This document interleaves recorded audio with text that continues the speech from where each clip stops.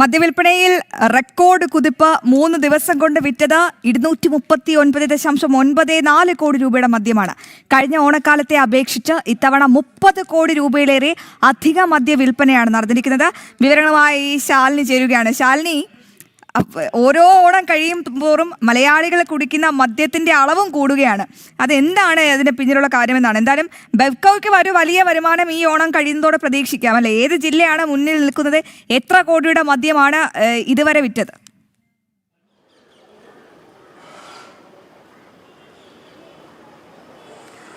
അശ്വതി സൂചിപ്പിച്ചതുപോലെ തന്നെയാണ് രാഖിയും പറഞ്ഞതുപോലെ സംസ്ഥാനത്ത് ഈ മദ്യപാനികളൊന്ന് ആക്റ്റീവായിട്ടുണ്ട് ഈ അത്തം തെളിഞ്ഞതിന് പിന്നാലെ എന്നുള്ളതാണ് നമുക്ക് ഈ കണക്കുകളിൽ നിന്ന് മനസ്സിലാക്കാൻ സാധിക്കുന്നത്.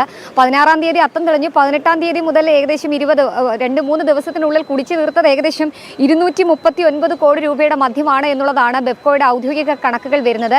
ഏകദേശം കഴിഞ്ഞ വർഷത്തെ അപേക്ഷിച്ച് നോക്കുകയാണെങ്കിൽ 30 കോടിയിലധികം രൂപയുടെ അധിക വരുമാനം ഈ 3 ദിവസങ്ങളിൽ മാത്രം ഉണ്ടായിട്ടുണ്ട് എന്നുള്ള പ്രാഥമിക കണക്കൂട്ടലുകളൊക്കെയാണ് ബെവ്കോ നടത്തുകയും ചെയ്തത്. എന്താണ് ഇതിനൊരു കാരണം എന്നുള്ളതാണ് ഇപ്പോഴും കണ്ടെത്താൻ സാധിക്കാത്തത്. പക്ഷേ ബെവ്കോയ്ക്ക് ലാഭം തന്നെയാണ്. കാരണം അവരുടെ ജീവനക്കാർക്കൊക്കെ ലക്ഷം രൂപയുടെ അലവൻസും ബോണസും ഒക്കെ കിട്ടിയ ഒരു കാലം കൂടിയാണ്. ഈ മദ്യപാനികൾ ഇത്രേ കുടിച്ചു മറിയുമ്പോൾ കുടുംബക്കാർ സങ്കടപ്പെടുന്നുണ്ടെങ്കിൽ പോലും ഹാപ്പി ആവുന്നത് ബെവ്കോ ആണെന്നുള്ളതാണ് ഈ കണക്കുകളിൽ നിന്ന് മനസ്സിലാക്കാൻ സാധിക്കുന്നത്. എന്തായാലും വിൽപ്പനയിൽ പെരിന്തൽമണ്ണ ഔട്ട്ലെറ്റ് ആണ് നിലവിൽ മുന്നിൽ എന്നുള്ളതാണ് നമുക്ക് കണക്കുകൾ സൂചിപ്പിക്കുന്നത്. ഒപ്പം തന്നെ 90 ലക്ഷം രൂപയുടെ മദ്യമാണ് അവിടെ വിറ്റത്.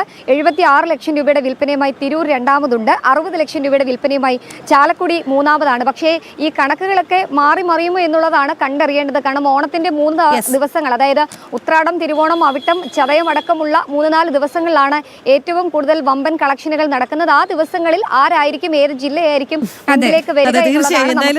സൂചിപ്പിച്ചതുപോലെ നാളെ തിരുവോണം, അപ്പോൾ മറ്റന്നാൾ അവിട്ടമൊക്കെ ആവുമ്പോൾ ഈ കച്ചവടം ഇതിലേറെ പൊടി പിടിക്കും എന്നുള്ളതാണ്. ഈ കളർ വെള്ളം കുടിക്കുന്നവരുടെ പ്രത്യേക ശ്രദ്ധയ്ക്ക്. കാരണം എല്ലാ ഓണത്തിനും നമ്മൾ ബെവ്കോ റെക്കോർഡ് വരുമാനത്തിലൊക്കെ എത്തുമ്പോഴും നിരത്തിൽ ഒരുപാട് ജീവനും പൊലിയാറുണ്ട്. അതിൽ മിക്ക കാരണവും അമിതമായി മദ്യപിച്ച് അമിത വേഗതയിൽ വാഹനം ഓട്ടിച്ചൊക്കെ ഉണ്ടാകുന്ന അപകടമാണ്. അതിലുകൂടി നമ്മളൊന്ന് കരുതിയിരിക്കണം.